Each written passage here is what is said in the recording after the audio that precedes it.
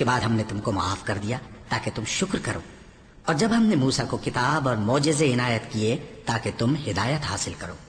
और जब मूसा ने अपनी कौम के लोगों से कहा कि भाइयों, तुमने बछड़े को माबूद ठहराने में अपनी जानों पर जुल्म किया है, तो अपने पैदा करने वाले के आगे तौबा करो, फिर अपनों को कत्ल करो।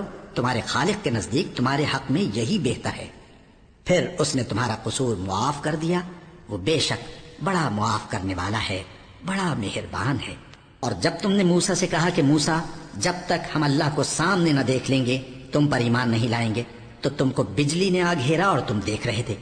फिर मौत आ जाने के बाद हमने तुमको अस्सर नौ जिंदा कर दिया ताकि एहसान मानो। और हमने बादल का तुम पर साया किए रखा और तुम्हारे लिए मन और सलवा उतारते रहे कि जो पाकीज़ा चीजें हमने तुमको अता फरमाई हैं उनको खाओ पियो, मगर तुम्हारे बुजुर्गों ने उन नेमतों की कुछ कदर न जानी और वो हमारा कुछ नहीं बिगाड़ते थे बल्कि अपना ही नुकसान करते थे। और जब हमने उनसे कहा कि उस गांव में दाखिल हो जाओ और उसमें जहां से चाहो खूब खाओ पियो, और देखना दरवाजे में दाखिल होना सजदा करते हुए और हित्वतुन कहना, हम तुम्हारे गुनाह मुआफ कर देंगे और नेकी करने वालों को और ज्यादा देंगे। तो जो जालिम थे उन्होंने उस लफ्ज को जिसका उनको हुक्म दिया था बदल कर उसकी जगह और लफ्ज कहना शुरू किया। बस हमने उन जालिमों पर आसमान से अजाब नाजिल किया क्योंकि नाफरमानियां किए जाते थे। और जब मूसा ने अपनी कौम के लिए हमसे पानी मांगा तो हमने कहा कि अपनी लाठी पत्थर पर मारो। उन्होंने लाठी मारी तो उसमें से 12 चश्मे फूट निकले और तमाम लोगों ने अपना अपना घाट मालूम करके पानी पी लिया।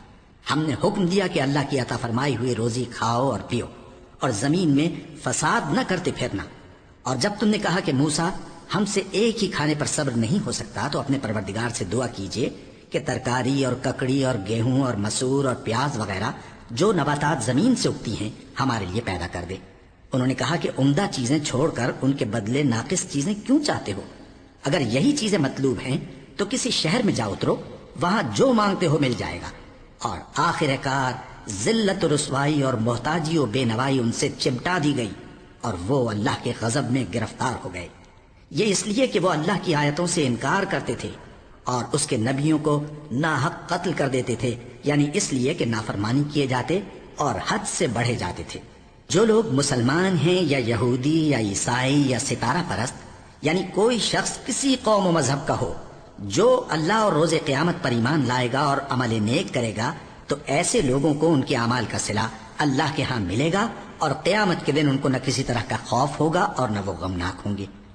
और जब हमने तुमसे अहद कर लिया और कोहे तूर को तुम पर उठा खड़ा किया और हुक्म दिया कि जो किताब हमने तुमको दी है उसको जोर से पकड़े रहो और जो उसमें लिखा है उसे याद रखो ताकि अजाब से महफूज रहो, फिर तुम उसके बाद अहद से फिर गए, सो अगर तुम पर अल्लाह का फजल और उसकी मेहरबानी न होती तो तुम खसारे में पड़ गए होते।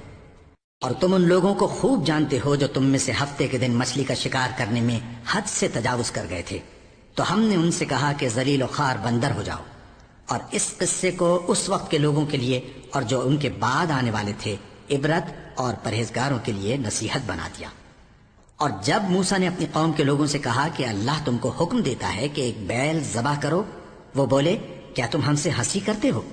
मूसा ने कहा कि मैं अल्लाह की पनाह मांगता हूं कि नादान बनूं। उन्होंने कहा कि अपने परवरदिगार से इल्तिजा कीजिए कि वो हमें ये बताए कि वो बैल किस तरह का हो। मूसा ने कहा, परवरदिगार फरमाता है कि वो बैल न तो बूढ़ा हो और न बछड़ा बल्कि उनके दरमियान यानी जवान हो, सो जैसा तुमको हुक्म दिया गया है वैसा करो। उन्होंने कहा, अपने परवरदिगार से दरखास्त कीजिए कि हमको ये भी बता दे कि उसका रंग कैसा हो। मूसा ने कहा, परवरदिगार फरमाता है कि उसका रंग गहरा जर्द हो कि देखने वालों के दिल को खुश कर देता हो।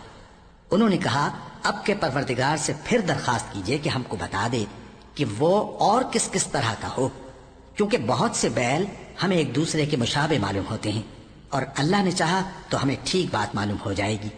मूसा ने कहा कि अल्लाह फरमाता है कि वो बैल काम में लगा हुआ न हो, न तो जमीन जोतता हो और न खेती को पानी देता हो, बेऐब हो, उसमें किसी तरह का दाग न हो।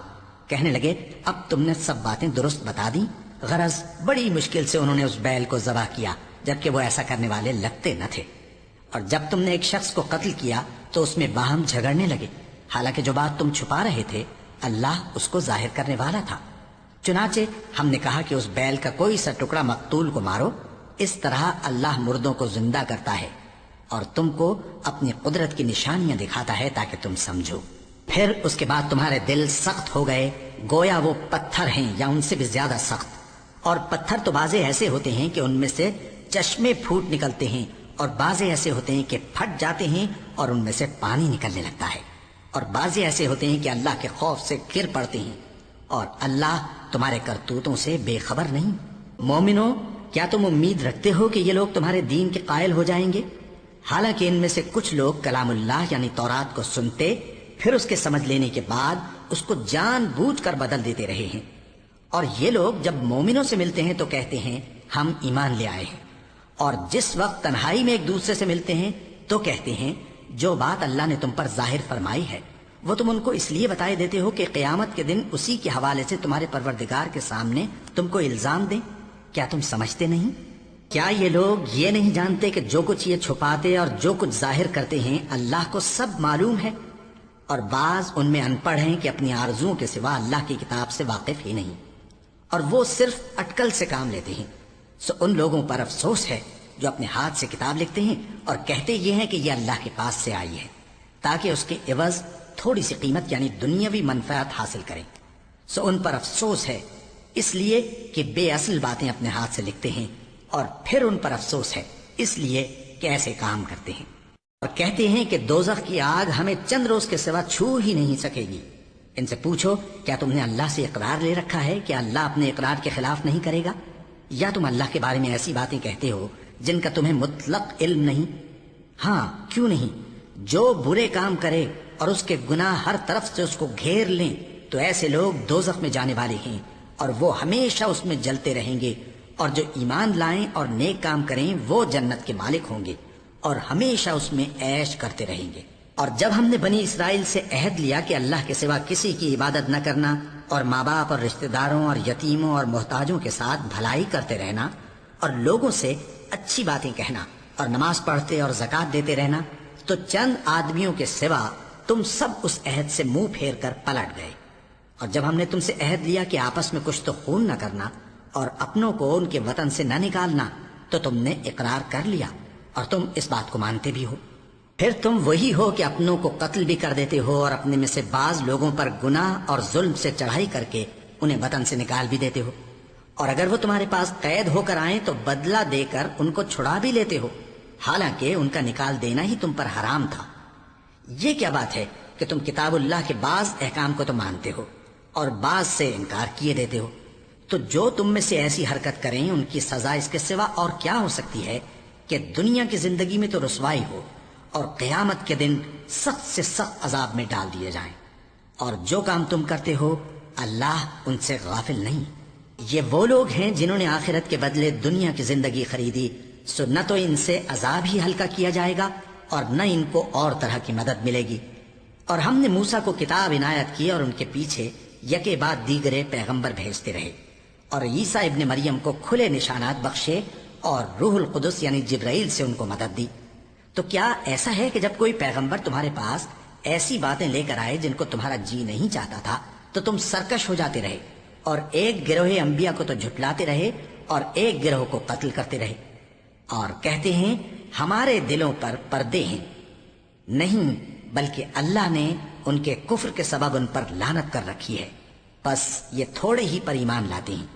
اور جب اللہ کے ہاتھ سے ان کے پاس کتاب آئی جو ان کی آسمانی کتاب کی بھی تصدیق کرتی ہے، اور وہ پہلے ہمیشہ کافروں پر فتح مانگا کرتے تھے، پھر جس چیز کو وہ خوب پہچانتے تھے جب ان کے پاس آ پہنچی تو اس سے منکر ہو گئے، بس کافروں پر اللہ کی لعنت۔ جس چیز کے بدلے انہوں نے اپنے تئیں بیچ ڈالا وہ بہت بری ہے، یعنی اس جلن سے کہ اللہ اپنے بندوں میں سے جس پر چاہتا ہے اپنی مہربانی سے نازل فرماتا ہے۔ اللہ کی نازل کی ہوئی کتاب سے کفر کرنے لگے تو وہ اس کے غضب بالائے غضب میں مبتلا ہو گئے، اور کافروں کے لیے ذلیل کرنے والا عذاب ہے۔ اور جب ان سے کہا جاتا ہے کہ جو کتاب اللہ نے اب نازل فرمائی ہے اس کو مانو، تو کہتے ہیں کہ جو کتاب ہم پر پہلے نازل ہو چکی ہے ہم تو اسی کو مانتے ہیں، یعنی یہ اس کے سوا اور کتاب کو نہیں مانتے، حالانکہ وہ سراسر سچی ہے، اور جو ان کی آسمانی کتاب ہے اس کی بھی تصدیق کرتی ہے۔